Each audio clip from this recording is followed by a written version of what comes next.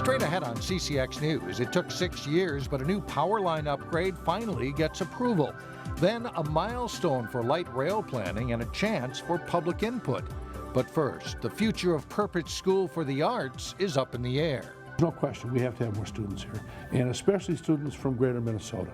Hear what the school is doing with the hope they can stay open. CCX News starts right now. Thanks for joining us. Perpich Center for the Arts in Golden Valley is fighting to stay open. A legislative audit painted a grim picture about school enrollment, academics, and more.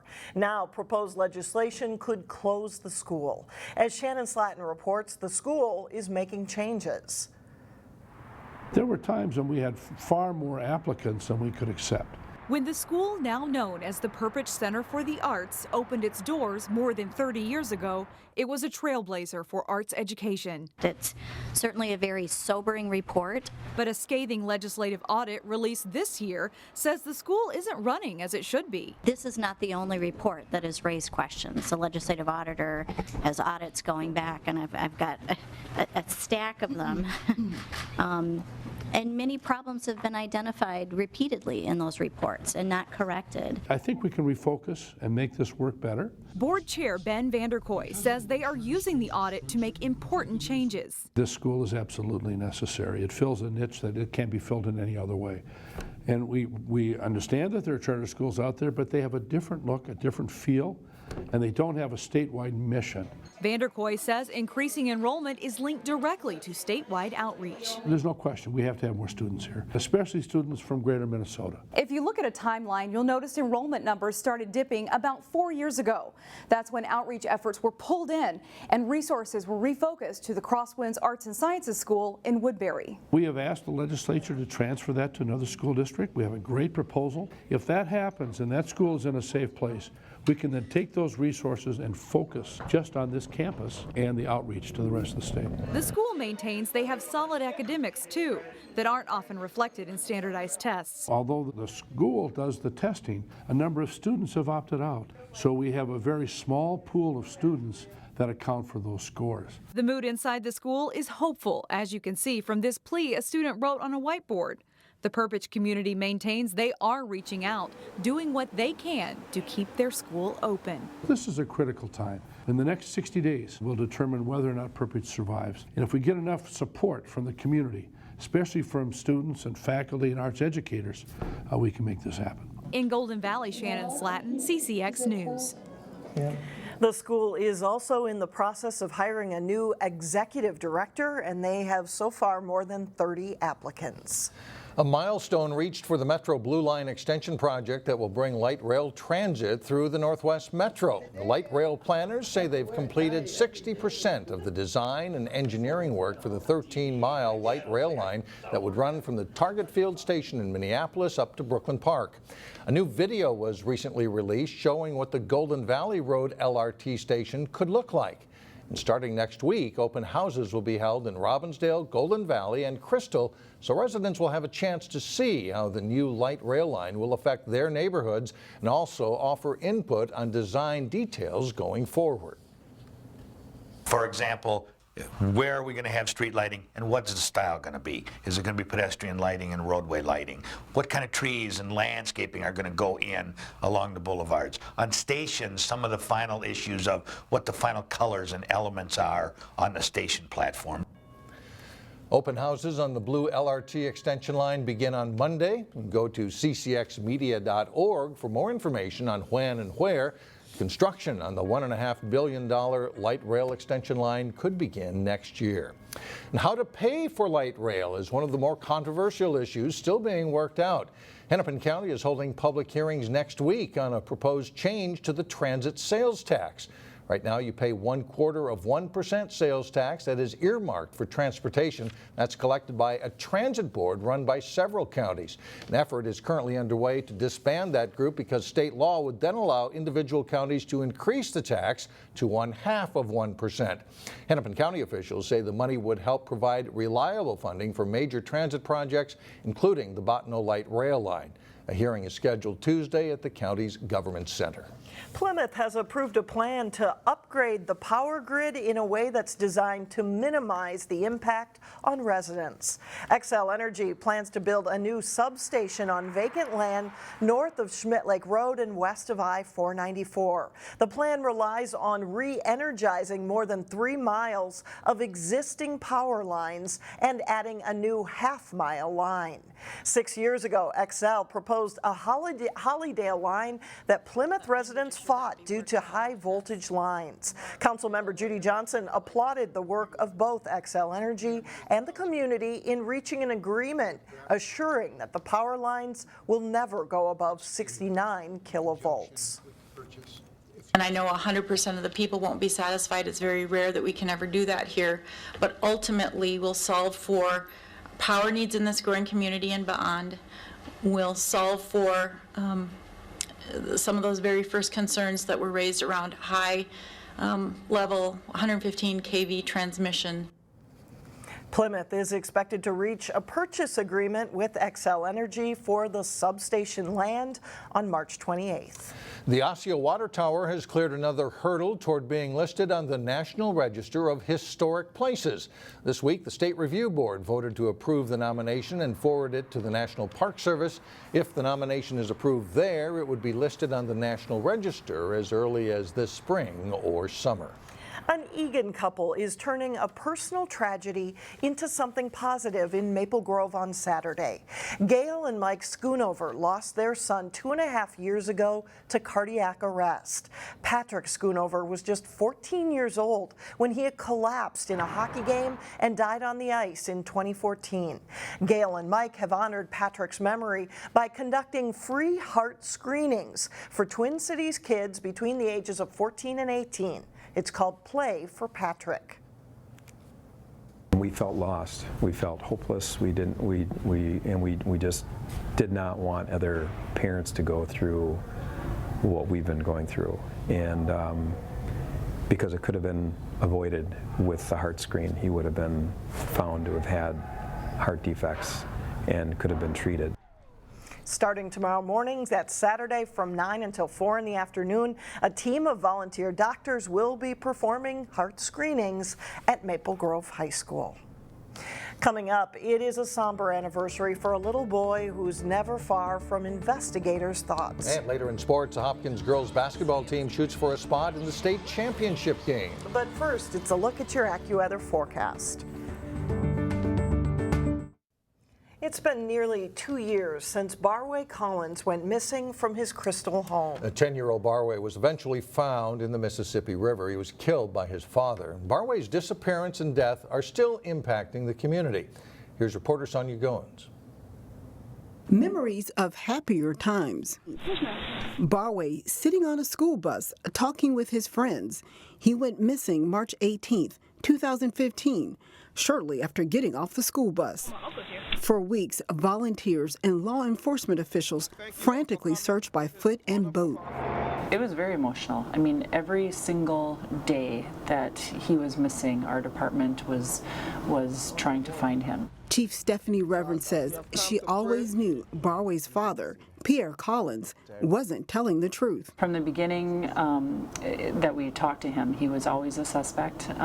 He was untruthful the entire time of the process. April 11th, volunteers found Barway's body in the Mississippi River. It was horrible. It was a horrible day to get the call that his body was found in the river. Electronic evidence put Pierre at the scene. He was arrested and later found guilty of second-degree murder.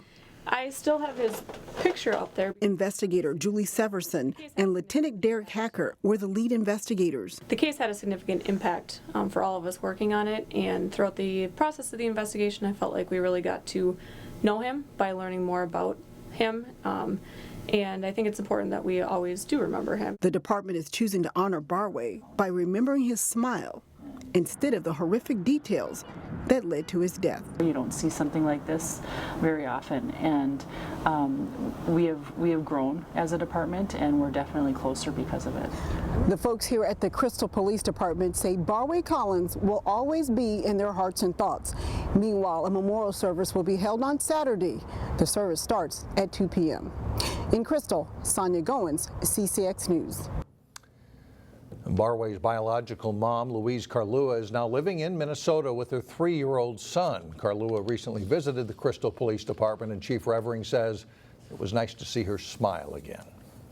Well, coming up, we'll show you who is putting their best foot forward on St. Patrick's Day. But first, Maple Grove and Rogers battle for a section championship in boys basketball. John Jacobson has that and much more coming up next in sports.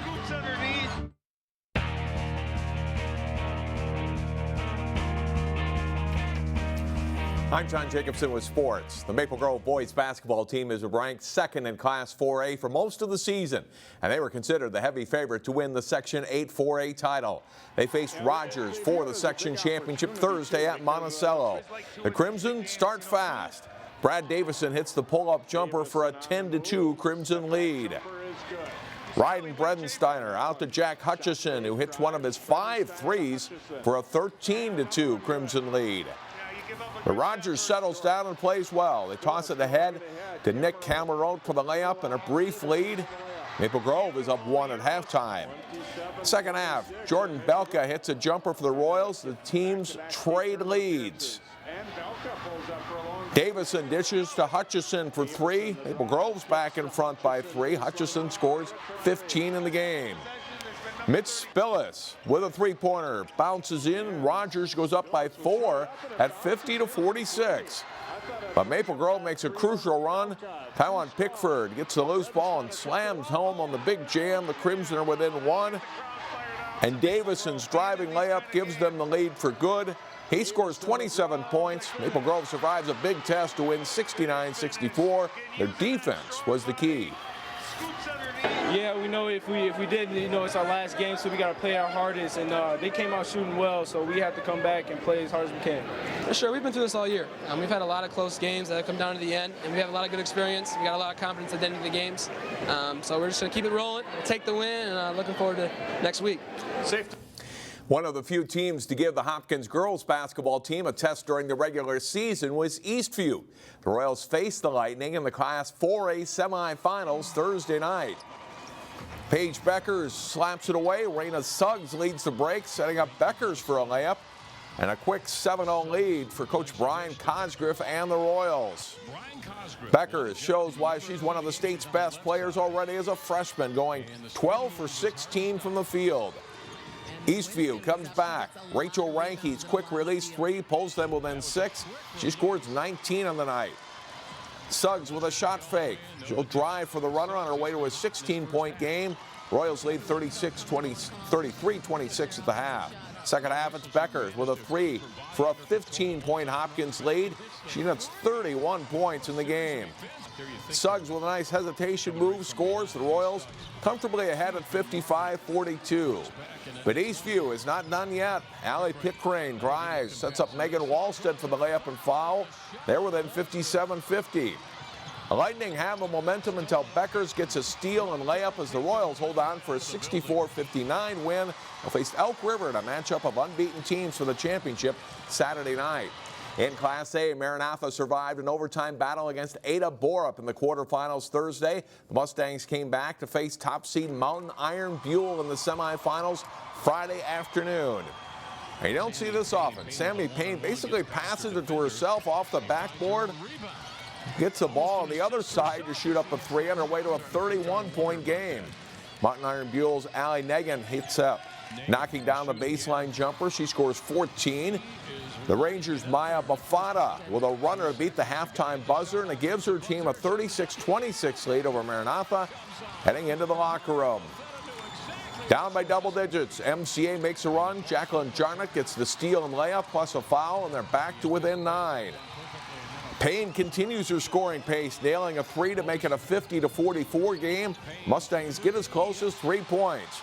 The Rangers regain control. They pull away again to win 79-65. Maranatha plays in the third-place game Saturday at Concordia University. Park Center and Andover play for 6 o'clock tonight for 5th place in Class 4A. And the big Section 5 4A boys basketball game between Osseo and Champlin Park is tonight at 7 o'clock at Rogers High School. State High School League media policy does not allow the live stream or air the game live, as Channel 45 will be broadcasting state girls basketball. That's it for sports. Mike and Alex, back to you. All right, thanks a lot, John. We'll be right back.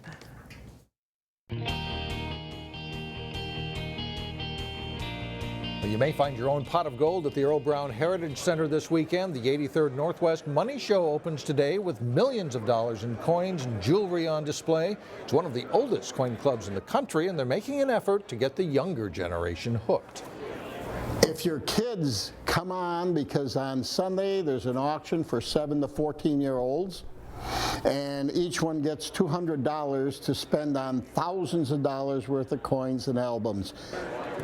The show runs through Sunday at the Earl Brown Heritage Center. And finally, there is no shortage of events in our area this weekend. Well, from Joseph and the amazing Technicolor Dreamcoat to a St. Patrick's weekend run, Neil Persley wraps it up in our weekend showcase.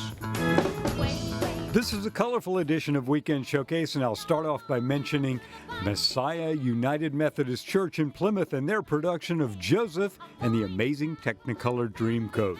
Showtimes are 7 p.m. Friday and Saturday with a 2 o'clock matinee on Sunday. The show is free, but proceeds from a free will offering will go towards local service organizations. Shiver me shillelagh, it's St. Patrick's Day weekend and things are hopping at the Clara in Maple Grove. We're putting a big tent out the back this year, so we're going big. It's going at the weekend, so we're expecting good crowds. We have a 75-foot tent going down in the parking lot. I've got a 16-foot stage. I've got music going from 9:30 a.m.